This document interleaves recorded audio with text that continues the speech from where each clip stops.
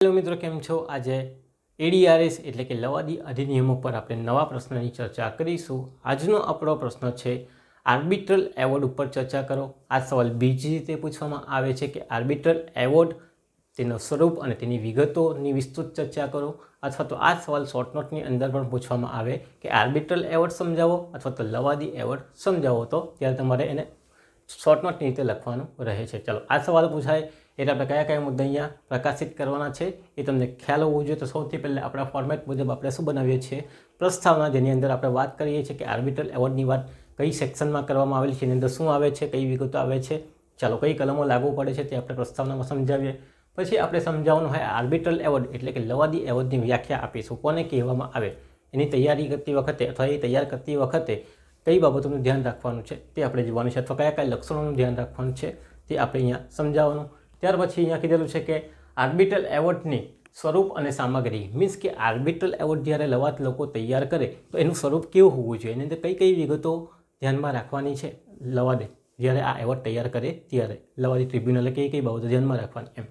ચાલો, તો એ સમજાવવાનું. ત્યાર પછી જો કોઈ કેસ હોય તો કેસ સમજાવવાનો અને સમાપન લખીને વાતને પૂર્ણ કરવાની છે. તો શોર્ટ નોટ હોય તો તમારે ઓછા પેજની અંદર એની વાત કરવાની, ઓછા શબ્દોની અંદર વાત કરવાની. જ્યારે લોંગમાં પૂછે તો એને મુદ્દા વાઇઝ તમારે શું કરવાનું છે, પેરેગ્રાફ બનાવીને વ્યવસ્થિત સમજાવવાનો રહે છે. અથવા તો મુદ્દાને તમારે શું કરવાનું છે, પોતાનું પ્રેઝન્ટેશનમાં એને પ્રેઝન્ટ કરવાનું છે અને પછી સમજાવવાનું રહે છે. ચાલો, તો સવાલ સમજી લઈએ. આર્બિટ્રલ એવોર્ડ એટલે કે લવાદી એવોર્ડના સ્વરૂપ અને સામગ્રીની ચર્ચા કરો. મેં વાત કરી ગયો છે કે શોર્ટ નોટમાં પણ પૂછી શકાય અથવા તો સીધું પૂછી શકાય કે આર્બિટ્રલ એવોર્ડ સમજાવો. તો પછી આ બધી જ વાત તમારે અહીંયા મેન્શન કરવાની આવે છે.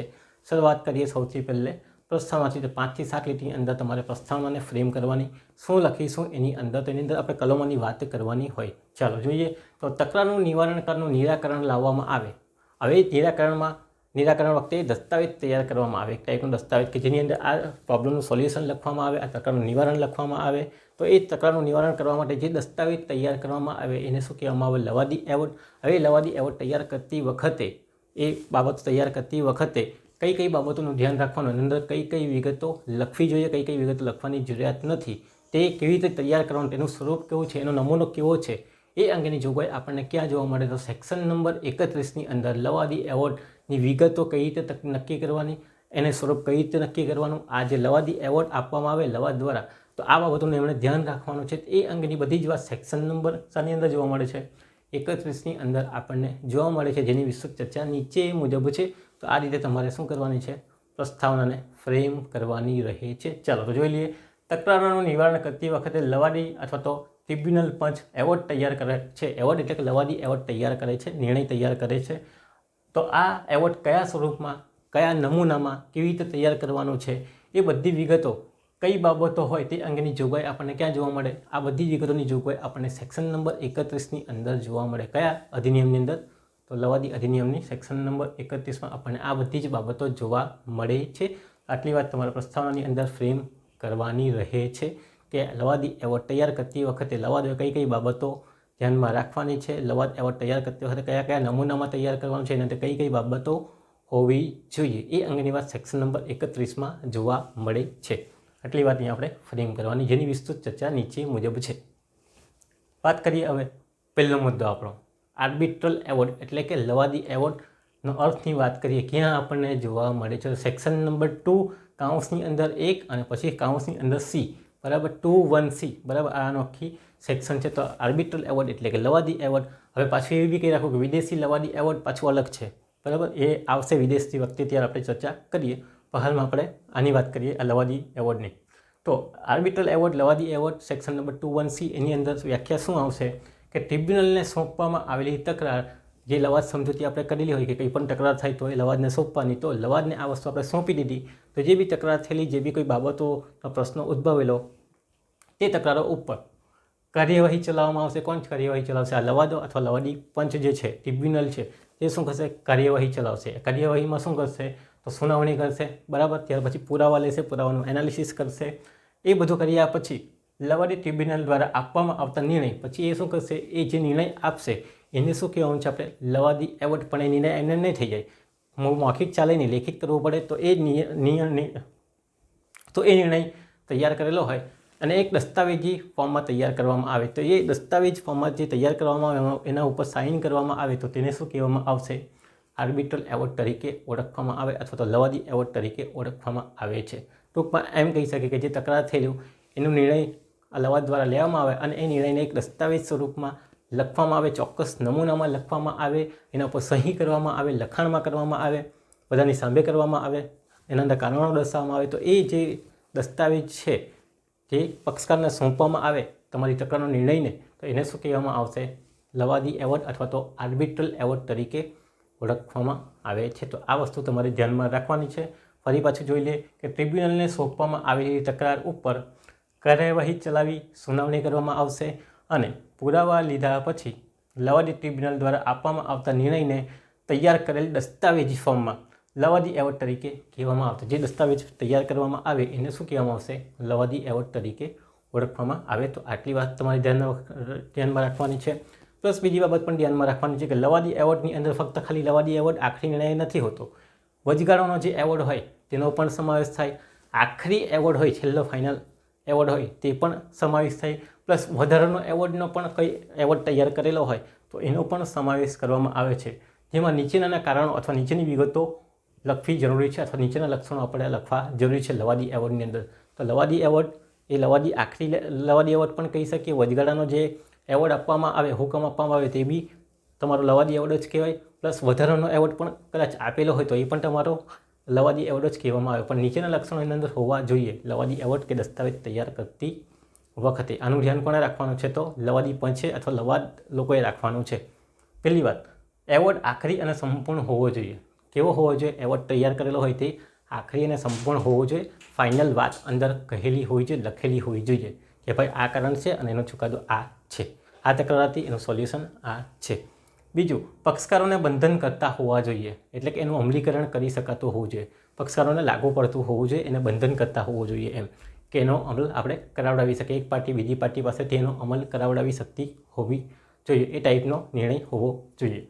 બીજું, બજવણી અને પાલન થવું જોઈએ. બજવણી એટલે કે એને સોંપી શકાતું હોવું જોઈએ તેવું. એવોર્ડ ચોક્કસ એટલે કે ટ્રિબ્યુનલનો ઈરાદો વ્યક્ત થતો હોવો જોઈએ. એવોર્ડ કેવો હોવો જોઈએ? ચોક્કસ લખાયેલો હોવો જોઈએ. એટલે કે ટ્રિબ્યુનલ શું કહેવા માંગે છે, ટ્રિબ્યુનલે શું નિર્ણય આપેલો છે તે સ્પષ્ટ હોવું જોઈએ અંદર. બરાબર, ગોલ ગોલ ગોલ ગોલ વાત કરેલી હોવી જોઈએ જેનાથી કંઈ સ્પષ્ટ ન થતું હોય. તો સ્પષ્ટ હોવો જોઈએ એટલે કે ચોક્કસ હોવો જોઈએ. કોની તરફેણમાં કરવામાં આવેલું છે એનું નામ પણ અંદર હોવું જોઈએ. શું કોણે કેવી રીતે કરવાનું છે તે પણ અંદર લખાયેલું હોવું જોઈએ. બીજું, સોંપેલી તકરાર વિષય વસ્તુ સાથે અનુરૂપ હોવી જોઈએ. જે બી તકરાર સોંપવામાં આવેલી એને સંદર્ભમાં એવોર્ડ આપવાનો છે. પછી કોઈ બીજી બાબત માટે એવોર્ડ આપેલો હોય તો તે પછી હુકુમતની બહાર જતો રહે છે. તો કેવું હોવું જોઈએ? આપેલી તકરારના વિષય વસ્તુ સાથે અનુરૂપ હોવો જોઈએ. તો એવોર્ડ કેવો હોવો જોઈએ? વિષય વસ્તુના સંલગ્નમાં હોવો જોઈએ, એને અનુરૂપ હોવો જોઈએ. બીજી બાબતનો એવોર્ડ ચલાવી લેવામાં આવશે નહીં તો પછી આપણે અપીલ કરવી પડે. બરાબર.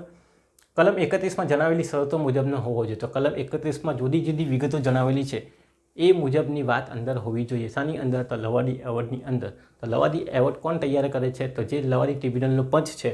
એક હોય તો વાત અલગ છે, ત્રણ હોય તો વાત અલગ. એક હોય તો પણ સાઇન કરશે અને ત્રણ હશે તો ત્રણે ત્રણની સાઇન અંદર હોવી જોઈએ. એ લોકો તૈયાર કરશે, ચર્ચા વિચારણા કરીને નિર્ણય આપવાનું કામ કરે. ત્રણ હોય ત્યારે એક અધ્યક્ષ અને બાકીના બે પેનલમાં હોય ને એક હોય ત્યારે એક જ હોય. આપણે આ વાત કરી ગયા છે લવાદી ટ્રિબ્યુનલની અંદર. તો એના દ્વારા આ દસ્તાવેજ તૈયાર કરવામાં આવે અને એ પક્ષકારોને સોંપવામાં આવશે. એક જે ફાઇટ હતી તેનો નિર્ણય આ છે. ઓકે, પણ એ એવોર્ડ તૈયાર કરતી વખતે કઈ કઈ બાબતો, કઈ કઈ વિગતો અંદર હોવી જોઈએ લવાદી એવોર્ડ તૈયાર કરતી વખતે, એની બધી વાત આપણને ક્યાં જોવા મળશે? સેક્શન નંબર 31ની અંદર. તો લવાદી એવોર્ડની તમારે વ્યાખ્યા આપવાની છે કે લવાદી એવોર્ડ કોને કહેવામાં આવે? તો તકરારનો નિર્ણય આપે એના માટે જે દસ્તાવેજ લવાદ પંચ દ્વારા તૈયાર કરવામાં આવે એને શું કહેવામાં આવે? લવાદી એવોર્ડ. બે જ લીટીની વ્યાખ્યા છે પણ એને આપણે લખવી પડશે, લાંબી કરવી પડે. ઓકે, તો એ આપણે કરેલી છે. હવે આગળ આપણે વાત કરીએ લવાદી એવોર્ડનું સ્વરૂપ અને વિગતો.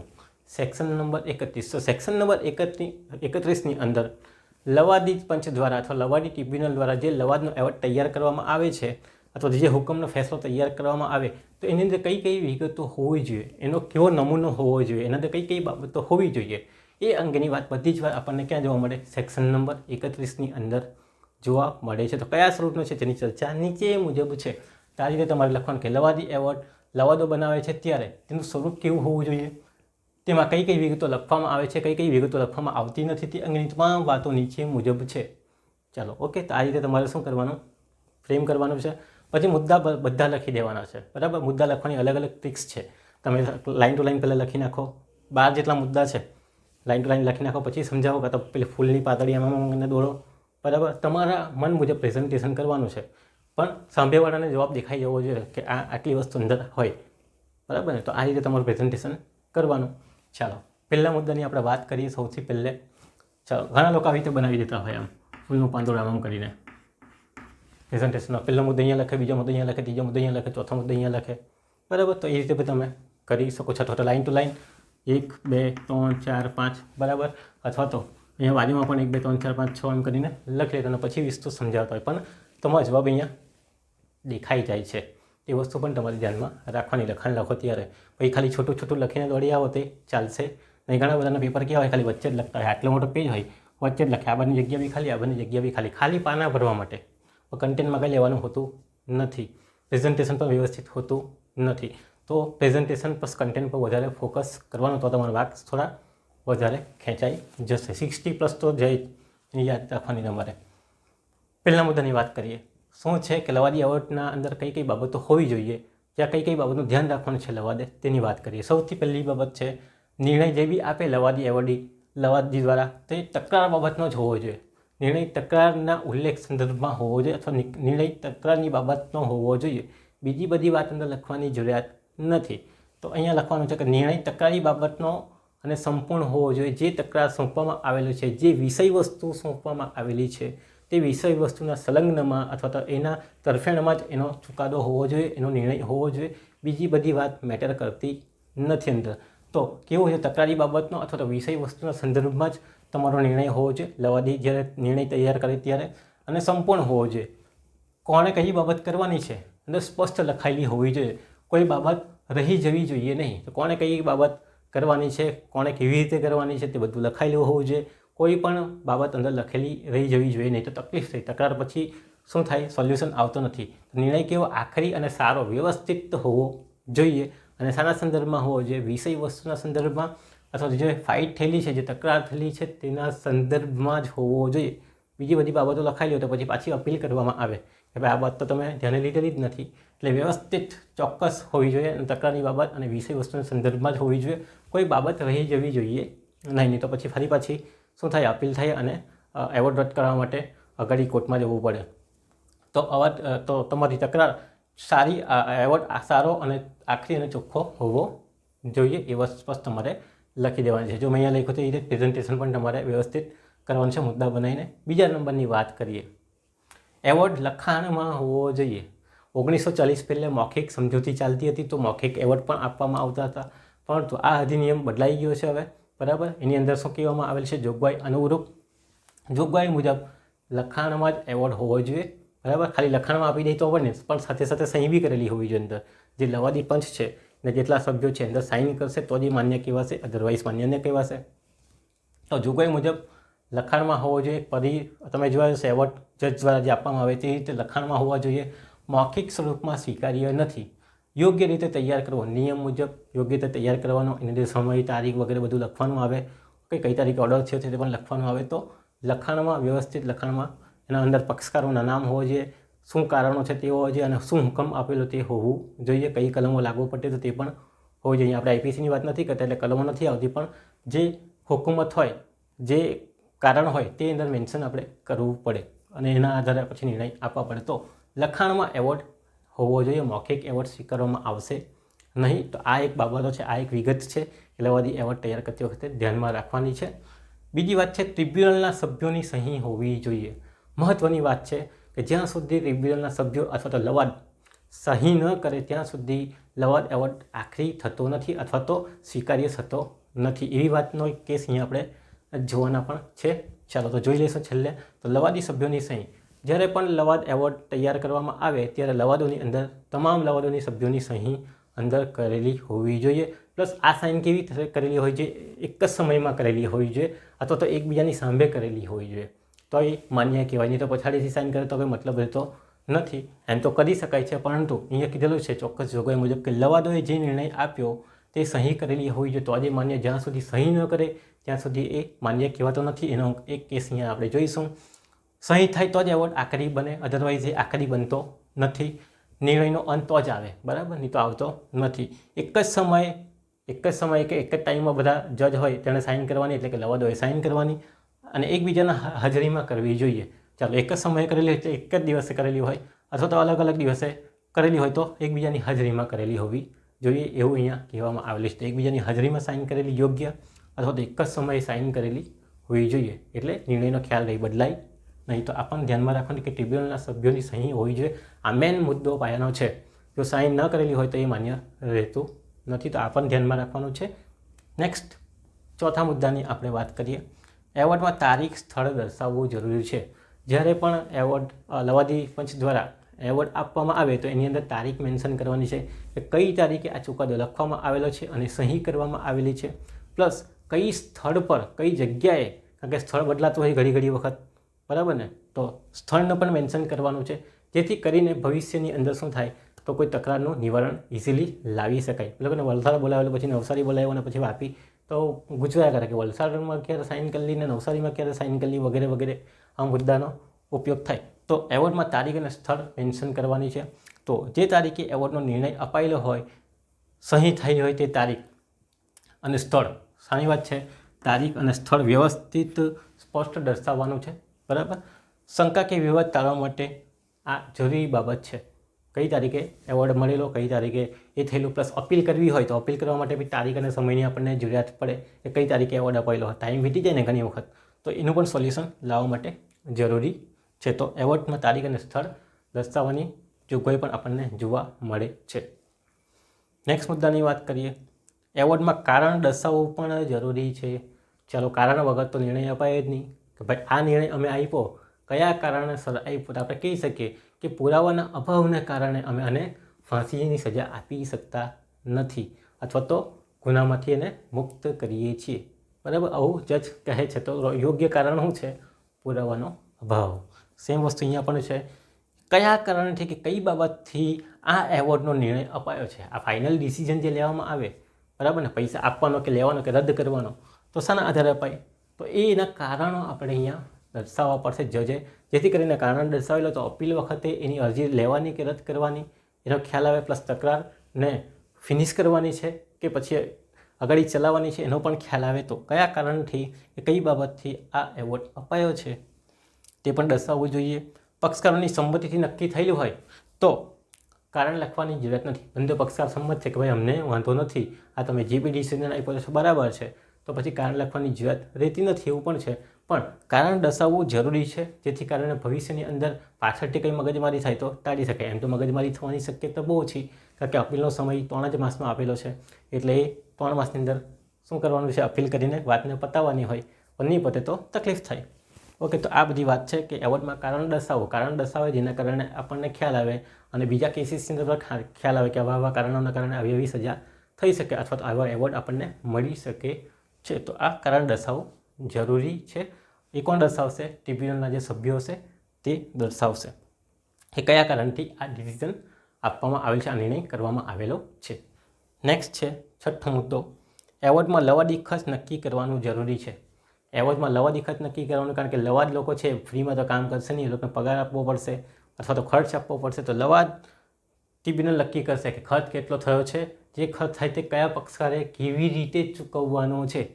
કોઈ પક્ષકારે ચૂકવવાનો, કયા પક્ષકારે ચૂકવવાનો, એ ચૂકવવાનો કે બે ચૂકવવાનો, તો ખર્ચ કોણ ચૂકવશે, ખર્ચની રકમ કેટલી છે, બરાબર, અથવા તો ખર્ચની ચૂકવણી કઈ રીતે કરવાની રહેશે, એ અંગેની જોગવાઈ પણ આની અંદર લખવામાં આવે છે કે લવાદી ખર્ચ પાર્ટી એક્સ દ્વારા ચૂકવવામાં આવશે, ₹25,000, વાત પતી ગઈ, આ લવાદી એવોર્ડનો ખર્ચ થઈ ગયો, બરાબર. તો આવું અંદર મેન્શન કરવું પડે. તો આ જે લવાદી ટ્રિબ્યુનલના પંચના સભ્યો છે એ પણ આવું અંદર મેન્શન કરશે. શું મેન્શન કરશે? કે લવાદી ખર્ચ કોણ ચૂકવશે, કેટલી રકમ ચૂકવશે, અથવા ખર્ચ ચૂકવણીની મેથડ કેવી રીતે ચૂકવવાની છે, કાર્યવાહી કેવી રીતે કરવાની છે, એ પણ અહીંયા જણાવવામાં આવે છે. તો આ પણ અહીંયા મેન્શન કરવું જરૂરી છે, નહીં તો પછી ખબર નહીં પડે કે પગાર કોણ આપે, એ આપે કે બી આપે, બરાબર ને. એ પણ લખવું જરૂરી છે, અથવા કાનૂની ખર્ચ આપણે કહી શકીએ. નેક્સ્ટ બીજો, એવોર્ડ નિશ્ચિત હોવો જોઈએ, જેની આપણે વાત આગળ કરીએ કે એવોર્ડ કેવો હોવો જોઈએ? નિશ્ચિત ફોર્મમાં, નિશ્ચિત પુરાવાની અંદર હોવો જોઈએ. જે બાબતોમાં નિર્ણય આપેલો હોય તે સ્પષ્ટ હોવા જોઈએ. કોણે શું કરવાનું છે, કેવી રીતે કરવાનું છે, ક્યારે કરવાનું છે, સ્પષ્ટ લખાયેલું હોવું જોઈએ, જેથી કરીને કોઈ પણ વિધ્વન આવતા નથી, તકલીફ આવતી નથી. તો જે બાબતે નિર્ણય અપાય તે સ્પષ્ટ, કોઈ પણ બાબત રહી ન જાય, કોણે શું કરવાનું છે, કેવી રીતે કરવાનું છે, ક્યારે કરવાનું છે, એ સ્પષ્ટ અંદર લખાયેલું હોવું જોઈએ. તો આપણને અહીંયા આપણે કહી ગયા છે, અહીંયા વાત કરી ગયો હતો મેં, બરાબર. ચાલો, એટલે કે એવોર્ડ આખરી હોવો જોઈએ, બરાબર. અને વારંવાર ચેન્જ કરવા પડે એવો એવોર્ડ નહીં હોવો જોઈએ, એકદમ સરળ, સ્પષ્ટ અને ચોખ્ખો હોવો જોઈએ, એટલે કે નિશ્ચિત હોવો જોઈએ, એની વાત છે. નેક્સ્ટ છે 8મો નંબર, પક્ષકારોની નકલની સોંપણી કરવાની છે. મેન તો શું છે કે એવોર્ડ તો તૈયાર થઈ ગયો, એવોર્ડ તૈયાર થઈ ગયા પછી તારીખ, ડેટ બધું લખાય એટલે શું કરવાનું છે, સાઇન કરવાની છે. કોની સાઇન કરવાની? લવાદ પંચ પોતે સાઇન કરશે. પ્લસ આ લોકોને જે નકલ તૈયાર કરેલ છે તેને સોંપવાનું છે, પહોંચાડવાનું કામ છે. એમને પહોંચાડાય નહીં, એ લોકોની પણ સાઇન કરાવવાની છે. કોની? પક્ષકારોની પણ, કે બંને ભાઈ આ એવોર્ડ માન્ય છે, એની સહી કરી આપો, સંમતિ આપો, તો એ પણ અંદર લેવાની હોય. ચાલો, તો લવાદીની સહી થયા બાદ જે તે પક્ષકારોને સહી કરાવીને નકલની સોંપણી તેમને કરવાની છે. પછી જ એ એવોર્ડ ફાઇનલ અથવા તો આખરી ગણાશે, ત્યાં સુધી આખરી નહીં ગણાશે, બરાબર ને. ને ટાઈમ કહેશે સભ્ય કે ભાઈ મને તો ખબર જ નહીં ક્યારે તમે એવોર્ડ આપી દીધો, ક્યારે બધું સુનાવણી થઈ ગઈ, બરાબર ને. તો એની બદલે નહીં પણ આપણે સાઇન અંદર કરાવવાની હોય. ચાલો, તો આપણને અહીંયા આવશે કે લવાદીની સહી થયા બાદ જે તે પક્ષની સહી પણ કરાવવાની હોય, એની સંમતિ પણ લેવાની હોય, અને પછી એની નકલની સોંપણી કરવાની હોય. તો આ પણ એક કામ છે, કોનું છે? લવાદી ટ્રિબ્યુનલ પંચનું. એની અંદર લખાયેલું છે લવાદ એવોર્ડની અંદર. નેક્સ્ટ, એવોર્ડ વ્યાજબી સમયમાં આપવો, વાજબી સમય મર્યાદામાં આપવો. એમ સમયમાં તો પછી ગુચવાયા કરે, સમય શું છે? વાજબી સમય મર્યાદામાં આપવો જોઈએ. હવે લવાદી ટ્રિબ્યુનલના કાયદાની અંદર કોઈ સમય મર્યાદા નક્કી કરેલી નથી કે કેટલા સમયમાં કેસને પતાવવાનો. જેમ આપણા જજ અહીંયા આપણા કોર્ટની અંદર કાર્યવાહી ચાલે તેમ સેમ અહીંયા પણ કોઈ સમય મર્યાદા દર્શાવવામાં આવેલી નથી. તમારી પાસે આવે કેસ, તમે સાંભળો, સુનાવણી કરો, કાર્યવાહી કરો અને નિર્ણય આપો, એવી વાત છે. તો અહીંયા કીધેલું છે કે અહીં કોઈ સમય મર્યાદા નક્કી કે સ્પષ્ટ કરવામાં આવેલા નથી. આ કાયદા મુજબ, લવાદી અધિનિયમ મુજબ કોઈ પણ સમય મર્યાદા કે ટાઈમ નક્કી કરવામાં આવેલો નથી. જેમ કે મેં તમને કીધું અપીલ માટે 3 માસ, પછી તમે વીતી જાય તો વાર્તા પતી જાય, તેમ અહીંયા પણ સમય મર્યાદા કે એવું કંઈ નક્કી કરવામાં આવેલું નથી કે સ્પષ્ટ કરવામાં આવેલું નથી. પણ છતાં વિલંબ વગર જો સમય જતો રહે તો પછી લવાદી એવોર્ડનો કોઈ મતલબ નહીં રહે. એટલે જેમ બને તેમ જલ્દી અને વ્યાજબી સમયમાં નિર્ણય આપવાની વાત પણ કરવામાં આવેલી છે. અહીંયા એક સુધારની જરૂર છે કે ભાઈ ટાઈમ લિમિટ હોવો જોઈએ, 1 મહિના, 2 મહિના, 3 મહિના. તો કાયદામાં સુધારો થવો જોઈએ ભવિષ્યની અંદર. ચાલો, નહીં તો આપણો ટાઈમ લંબાવ્યા જ કરે. જેમ આપણા BNSની અંદર ઘણી જગ્યાએ આપણે શું કરે છે, ટાઈમ લિમિટ લાદી દીધેલી છે કે અમુક ટાઈમની અંદર એને પૂર્ણ કરવાનું છે, માર્ગદર્શિકાઓ જાહેર કરેલી છે તેમ. તો અહીં કોઈ સમય મર્યાદા નક્કી કે સ્પષ્ટ કરવામાં આવેલી નથી આ લવાદી અધિનિયમ 1996 મુજબ. પણ વિલંબ વગર, એટલે કે સમયનો બરબાદ ન થાય અથવા તો એ લવાદી એવોર્ડની વેલ્યુ ન રહે તે રીતે વ્યાજબી સમયમાં એવોર્ડ આપી દેવાનો રહે છે અથવા તો તૈયાર કરવાનો રહે છે. તો આ પણ અહીંયા વાત લખાય છે કે લવાદી એવોર્ડ સમય મર્યાદાની અંદર તૈયાર કરવો જોઈએ, બરાબર, વ્યાજબી સમયની અંદર. પછી ડેમ તૂટી જાય પછી પાર બાંધવાનો કંઈ મતલબ રહેતો નથી, તેવું ન થાય.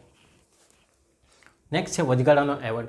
અહીંયા મેં વાત કરી ગઈ કે વચગાળાનો એવોર્ડ પણ ચાહે તો હુકુમતની મર્યાદાની અંદર કોણ આપી શકે છે? લવાદી પંચ આપી શકે છે. તો કાર્યવાહી દરમિયાન લાગે તો હુકુમત મુજબ વચગાળાનો એવોર્ડ પણ આપી શકે છે. વચગાળાની એવોર્ડની પણ મેં વાત કરી ગયો, સેક્શન નંબર તમારી 17ની અંદર વચગાળાના એવોર્ડની પણ વાત કરેલી છે. લવાદી એવોર્ડમાં તેનો પણ સમાવેશ થાય છે, બરાબર. કયા કયા વચગાળાના એવોર્ડ હોય? તો સગીર એટલે કમિશન નિમવાનું, રિસીવર નિમવાનું, વાલી નિમવાનું વગેરે જેવું કંઈ લાગે તો, બરાબર, એ પણ તમારો એવોર્ડ જ છે. પણ એને પણ આ બધી બાબતો લાગુ પડે કે ફાઇનલ લખવાનું છે બધું અંદર, ઓકે. તો વચગાળાનો એવોર્ડ પણ આખરી એવોર્ડ જેવો જ છે અથવા તો એનો પણ સમાવેશ લવાદી એવોર્ડની અંદર થાય છે. તો એના માટે પણ આ મુદ્દા ધ્યાનમાં રાખવાના કે વચગાળાનો એવોર્ડ પણ એ આખરી એવોર્ડ અથવા તો લવાદી એવોર્ડમાં એનો પણ સમાવેશ થાય છે. તો આ બધા મુદ્દાઓ એને પણ લાગુ પડે છે. નેક્સ્ટ, શું ટ્રિબ્યુનલ વ્યાજ આપી શકે? લવાદી એવોર્ડમાં આપી શકે કે નહીં આપી શકે? તો એની પણ વાત કરેલી છે. આ બે મુદ્દા થોડા એક્સ્ટ્રા છે પણ આપણે જોડવાના છે એટલે આપણા બધા જ કોન્સેપ્ટ ક્લિયર થઈ જાય.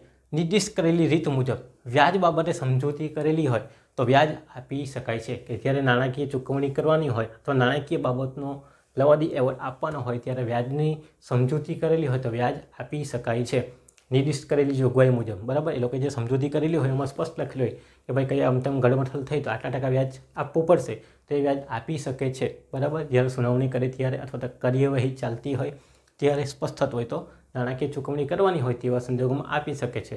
પરંતુ કંઈ નક્કી ન કરેલું હોય એના નાણાકીય ચૂકવણીનો બોજો આવે તો હુકુમતની મર્યાદા મુજબ દર વર્ષે સેકડે, બરાબર, સેકડે આપેલું છે 18% વ્યાજ આપવાનું છે, એટલે દર વર્ષે 18% વ્યાજની વાત અહીંયા કરે છે સેકડે, બરાબર, સેકન્ડેની પણ સેકડે, બરાબર, સેકડે એટલે 100,000 એવી વાત થાય, એની વાત કરેલી છે કે નિર્દિષ્ટ કરેલી રીત મુજબ વ્યાજ બાબતે સમજૂતી હોય તો નાણાકીય ચૂકવણીનો એવોર્ડ હોય તો વિવેક બુદ્ધિનો ઉપયોગ કરવાનો છે. વિવેક બુદ્ધિનો ઉપયોગ મીન્સ કે અંદર લખાયેલું હોય કે 6%, 7% તે મુજબ કાં તો વિવેક બુદ્ધિનો ઉપયોગ કરશે. પણ આ ટ્રિબ્યુનલ પોતાના સભ્યો પોતાના મગજનો ઉપયોગ કરશે વિવેક બુદ્ધિ એટલે, અને પોતાની મન મુજબનો વ્યાજ ગોઠવી શકે છે. પણ અહીંયા કહેલું છે કે દર વર્ષ માટે સેકડે 18% વ્યાજ આપી શકાય છે અથવા આપવાનું થશે એવું અહીંયા નિયમ મુજબ કીધેલું છે. તો વ્યાજ આપી શકાય નાણાકીય ચૂકવણીની કોઈ બાબત હોય તો. ચાલો, તો એ પણ ધ્યાનમાં રાખવાનું છે કે વ્યાજ આપી શકે કે નહીં આપી શકે, તો હુકુમત છે આપવાની 18% સુધી. ચાલો, બીજું એક મહત્ત્વની બાબત છે જે અંદર કદાચ લખાયેલી નહીં મળે પણ આપણે વાંચશું બહુ ડીપમાં તો આપણને ખ્યાલ આવે. જરૂરી સ્ટેમ્પ પેપર પર એવોર્ડ. એવોર્ડ જ્યારે લવાદી એવોર્ડ લખવામાં આવે ત્યારે કાગળ પર લખીને નથી આપવાનો, પણ જરૂરી પ્રકારના સ્ટેમ્પ પેપર પર ફીસ ભરીને એ એવોર્ડ લખાયેલો હોવો જોઈએ, પ્લસ એની નોંધણી પણ કરાવવાની છે, બરાબર. ચાલો, તો આ તમે ડીપ લેવલનું વાંચેલું હોય ત્યારે તમને આવો મુદ્દો ખબર પડે, બરાબર, અધરવાઇઝ ખબર ન પડે. તો અહીંયા કીધેલું છે કે રાજ્ય સરકારની જોગવાઈ મુજબ 1908નો જે સ્ટેમ્પ પેપર એક્ટ છે એમાં કીધેલું છે કે લવાદી એવોર્ડ જરૂરી રકમના સ્ટેમ્પ પેપર પર લખાયેલું હોવું જોઈએ, બરાબર. જરૂરી રકમના સ્ટેમ્પ પેપર પર લખાયેલું તો ખૂબ વેલ્યુએબલ કહેવાય. મકાનનો દસ્તાવેજ કરો તો સ્ટેમ્પ પેપર પર ફી ભરાવે કે નહીં, પણ કાગળ પર લખીને જાઓ તો ચાલે નહીં ચાલે. સેમ વસ્તુ અહીંયા પણ છે. લવાદી એવોર્ડમાં પણ સ્ટેમ્પ પેપર તમારે લેવું પડશે જરૂરી રકમનો, બરાબર. પ્લસ જ્યાં ફરજિયાત નોંધણી આવશ્યક હોય, જ્યાં ફરજિયાત નોંધણી સ્વીકાર્ય કરેલી હોય ત્યાં કમ્પલસરી તમારે નોંધણી કરાવવાની જરૂરી છે, અદરવાઇઝ નોંધણી કરાવવાની જરૂરિયાત નથી. તો સ્ટેમ્પ પેપર પર તમારો એવોર્ડ લખાયેલો હોવો જોઈએ. તો સ્ટેમ્પ પેપર કોણ માંગશે? આ લોકો માંગશે, લવાદી ટ્રિબ્યુનલવાળા સભ્યો. લાવો ભાઈ સ્ટેમ્પ પેપર આપો, ત્યારે સ્ટેમ્પ પેપર પર લખાણ લખી આપીએ, બરાબર. તો આ વાત અહીંયા કરેલી છે કે જરૂરી સ્ટેમ્પ પેપર પર એવોર્ડ, લવાદી એવોર્ડ લખવાનો રહે છે, અદરવાઇઝ એને સ્વીકારવામાં આવશે નહીં. તો રાજ્ય સરકારની જોગવાઈ મુજબ અહીંયા વાત કરેલી છે. જ્યાં આવશ્યક હોય ત્યાં નોંધણી કરાવવાની, અદરવાઇઝ નોંધણી કરાવવાની જરૂરિયાત નથી. ચાલો, તો અહીંયા આપણા બધી વિગતો પૂર્ણ થાય છે કે લવાદી એવોર્ડ તૈયાર કરતી વખતે એની અંદર કઈ કઈ વિગતો સામેલ હોવી જોઈએ, અથવા તો એનું જે દસ્તાવેજ છે કયા પ્રકારનું હોવું જોઈએ, કયા નમૂનામાં હોવું જોઈએ. તો પહેલી વાત, જે અંદર લખેલી હોય તે તકરાર બાબતે નિર્ણય હોવો જોઈએ, લખાણમાં લખાયેલી હોવી જોઈએ એવોર્ડ, ટ્રિબ્યુનલની સહી અંદર હોવી જોઈએ, તારીખ સ્થળ અંદર હોવા જોઈએ, એવોર્ડમાં કારણ કે કયા કારણે આ એવોર્ડ આપેલો, નિર્ણય આપેલો છે તેનું કારણ દર્શાવવાનું છે, લવાદી ખર્ચની પણ વાત અંદર કરેલી હોવી જોઈએ. એવોર્ડ કેવો હોવો જોઈએ? નિશ્ચિત ફિક્સ પ્રકારનો હોવો જોઈએ, કોણે કયું કામ કેવી રીતે ક્યારે કરવાનું બધું લખાયેલું હોવું જોઈએ. પક્ષકારની સોંપણી કરવાની છે, પ્લસ એ લોકોની સાઇન પણ લેવાની છે પક્ષકારોની.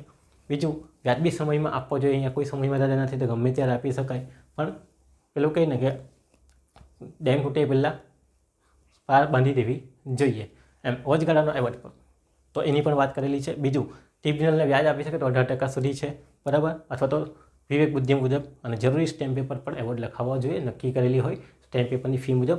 અહીંયા કેટલી ક્યાં કયા રાજ્યમાં કેટલી છે એવું કંઈ લખાયેલું નથી, એટલે આપણે અહીંયા રકમની વાત કરતા નથી કે કેટલી રકમ ભરવાની આવે.